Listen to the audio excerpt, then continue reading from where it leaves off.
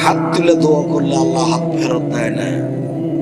যখন চাইবেন তখন এভাবে চাইবেন, হাতটাকে মিলে থাকবে, থাকতে পারো, হাতটাকে ফাঁকা থাকবে, থাক।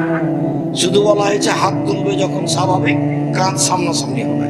আর যখন বলবে এখনই দাও, এখনই দেওয়া লাগবে, তখন এভাবে উঠাতে হবে। আগে দাও তারপরে কোনো কথা, তখন এভাবে উঠাতে হবে।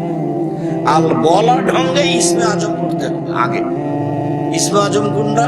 আল্লাহুম্মা ইন্নী আসআলুকা বিআন্নাকা আনতাল্লাহ লা ইলাহা ইল্লা আনতাল আহাদুস সামাদুল্লাযী লাম ইয়ালিদ ওয়া লাম ইউলাদ ওয়া লাম ইয়াকুল লাহু কুফুয়ান আহাদ। বলছি এটা মুখস্থ নেই, করতে হবে 24 ঘন্টার মধ্যে করতে হবে। কোথায় পাওয়া যাবে?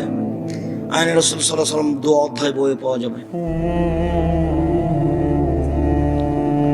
যদি না হয় তাহলে কি করতে হবে? তাহলে দোয়া ইউনুস, লা ইলাহা ইল্লা আনতা সুবহানাকা ইন্নী কুনতু মিনাজ জালিমিন, এটাও ইসমে আজম।